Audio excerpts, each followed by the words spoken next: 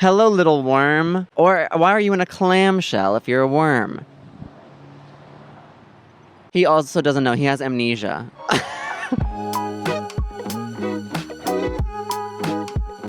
Hey everyone, so I wanted to get on here today and show you guys how I live in New York while being a broke baddie. As we know from my video about the YouTube algorithm, I don't make that much money. At the time, I made around $60 per month on YouTube. Now I'm up to about like $250 a month. It's quadrupled in like a couple months, so thank you, everybody. Hi. I know there's some newbies here, but I don't make tons of money from YouTube. I am a college student without a full-time job, and so I have to be a little bit cautious about how I spend my money in New York. And I know New York has this reputation of being absolutely insane when it comes to spending, and it is a very expensive city. But I wanted to show you that you can live in New York without spending your life savings. So here's what I did. So first, Carson and I went to a pretty expensive part of Brooklyn called Park Slope. It's very like family homes and tree-lined streets and cute shops and blah, blah, blah, you know? So it cost me $2.75 to get to via train. That is the standard for train or bus fare is $2.75. So we firstly went to this place called the Brooklyn Beauty Fashion Labo. Day, get out of my laboratory.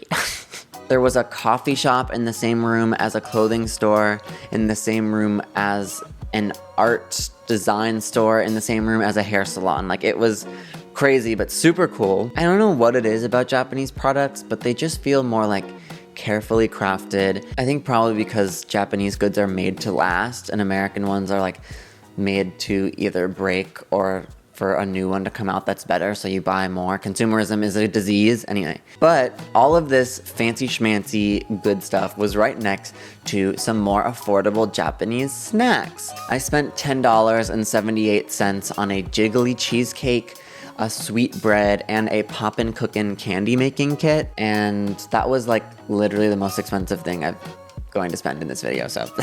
After that, we swindled our way into a Brownstone in Park Slope, and we got to hang out on the roof and get this beautiful view. Carson has a friend who he knows from college whose parents bought a brownstone in the 70s, and back then, a like 6-story brownstone in Brooklyn was like $70,000. So we were lucky to get into this very luxurious brownstone and get this very luxe rooftop experience. We just hung out and drank sparkling water and ate my jiggly cheesecake, all while being surrounded by a beautiful view, all for free. Out of nowhere, we were just like, hey, we're near your house, can we please come on the roof? So, you know, pull the tools that you've got. So yeah, this great experience was a grand total of $0. So from there, we went to another part of town called Gowanus, which has recently seen property value go way up. I don't think either of us could ever afford to live there,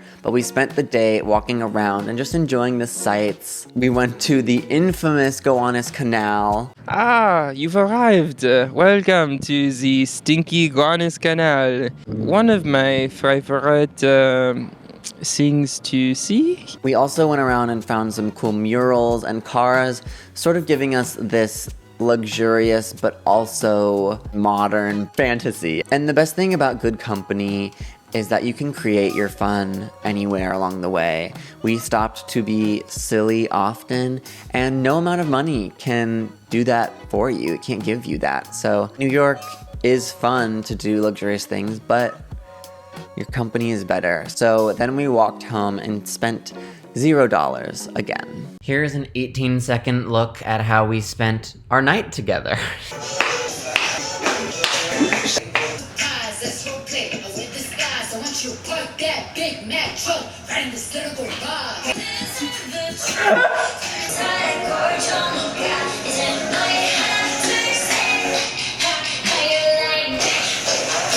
So fast forward a couple days, Carson and his roommate Ariel and I went to Prospect Park to enjoy a sunny day. And on the way there, we stopped at a couple of coffee shops.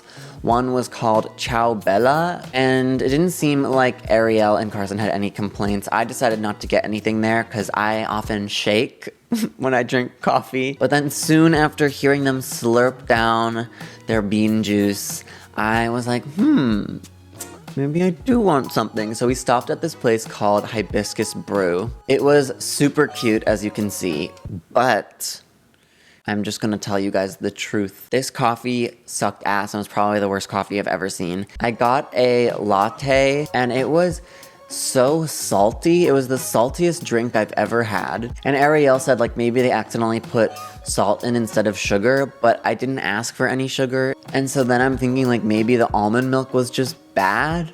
Literally, ew. I threw it away after just a few sips, which was unfortunate because it was $5 down the drain. But you know what?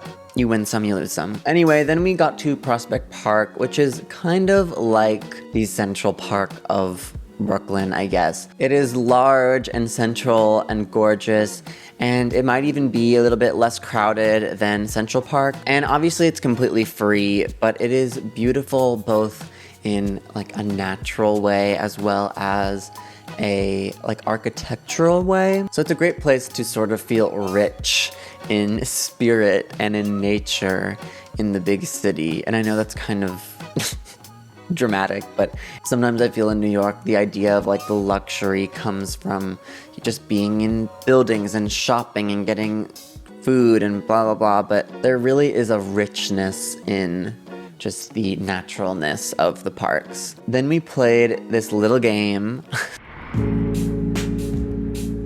I want us all to find our favorite leaf and report back and explain why. I can do that. How much time do we got? As much time. This is a no rush. The game is just enjoying the park, you know? Great, yeah. I love that. I'm gonna try to find my favorite leaf, but I also leave the option open that my favorite leaf might not be here. A leaf might be a rock, you know? Oh.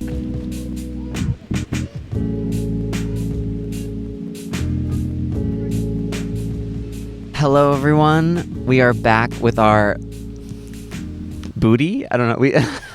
Yeah. I have a series, actually, sort of this more greenish tone. Then it moves into the yellows and oranges until it slowly begins into the deep, deep reds. I think both of you were right when you said that, like, who knows what will happen. The beauty of the world cannot be represented in one leaf, nor can it really be in, what, is this 6 leaves? But I can try, you know? I kind of feel like a leaf that has begun at green and is getting into my more yellow phase, hoping for a beautiful, beautiful, vibrant red. And I think I'm on the way, but we all end up the same, which is dead. Yeah. And that's okay. And crunchy. I didn't think about it that way. My little leaf is a simple red. For me, it's really about texture too. I love a good texture, a touch. And I found myself, going to other leaves and being like, oh, but this one's got spots. That's exciting. That'll be cool to show. And then realizing that it doesn't matter for me about the spots, that like this guy really gave me the energy that I was looking for. And that's all that is really important. This mic is so close to my face. I love it though. I also found this stick that I really enjoy. Interesting. Ooh, mixed media art project. I think that's a really good point. We should not be finding our favorite leaves for the camera, for a good show, but for ourselves. For our hearts and our souls. Yeah. Same. I feel like every time I put this over to you, I've already said what you're gonna say. Oh no, I'm a one phrase kind of gal most of the time. Yeah. This leaf that I found, she has so much character. She's obviously been through a bit. Yeah. Had a journey, and I appreciate the sort of burnt tones. That's what I love about fall. Give me the burnt orange, the reds. And then just this decay that's happening inside of her. And it just reminds me of the metamorphosis that is fall. You've got to decay to grow back again. And then we went home on the train and I paid another $2.75. So over 2 full days of exploring some of Brooklyn's most expensive neighborhoods, I spent a grand total of $21.28. And I realized that I didn't put myself in many situations where I would like need to spend money. I wasn't going out to eat all the time.